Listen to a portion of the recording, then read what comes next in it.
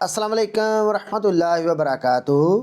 यूनान अंबैसी पाकिस्तान इस्लामाबाद के अंदर यूनान के वर्क वीज़ा के हवाले नाल जिहड़ी अपॉइंटमेंट जारी करते सन वो मुकम्मल तौर पर बंद कर दी गई है।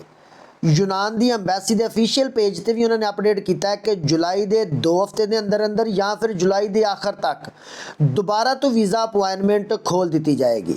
उसकी वजह यह भी है कि मौजूदा हुकूमत यूनान वीज़ा पॉलिसी के बारे भी बहुत ज़्यादा परेशान है और वीज़ा पॉलिसी के हवाले नाल भी कोई नवे कानून मुतारफ करवाना चाहते हैं, क्योंकि यूनान के जोड़े मालकान सन जिन्होंने ट्रस्ट करके तो आवाम को वीज़े जारी किए बिल्कुल थोड़े पैसों के विच, लेकिन आवाम ने फिर वह नजायज़ फ़ायदा उठाया और उन्होंने ट्रस्ट भी तोड़ दिता।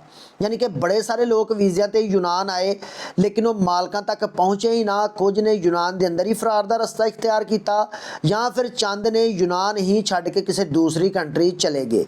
इस वजह तो भी वीज़ा पॉलिसी के हवाले नाल बहुत ज़्यादा परेशान है मौजूदा हुकूमत और कोई नवा कानून मुतारफ कराने तो बाद ही जुलाई के 2 हफ्ते दे विच या जुलाई के आखिर तक दोबारा तो वीज़ा अपॉइंटमेंट इस्लामाबाद मिलना शुरू हो जाएगी।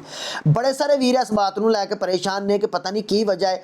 वजह कोई नहीं है, वैसे भी जी वीज़े की रेशो है ना वो तकरीबन 100 चू 97% रह चुकी है। यानी अगर 100 बंदा वीज़ा सबमिट करता और 100 बंदे को अपॉइंटमेंट मिल जाती है इस्लामाबाद के अंदर यूनान अंबैसी के विच, तो 97 बंदों के वीज़े रिजैक्ट कर दिते जाते हैं और 3 बंदे ही जोड़े ने उन्होंने वीज़ा दे दिता जाता है, यानी कि जारी कर दिता जाता है। लिहाजा आने वाले दिनों के मजीद कोई बेहतरी होने का इम्कान है। बाकी कोई भी नवी अपडेट हुई तो तमाम वीरां जरूर शेयर करांगे। बाकी सारे वीरां भरावां दी मुहब्बत बहुत ज़्यादा मशकूर हाँ। दुआवां याद रखियो। जज़ाकल्लाह खैर।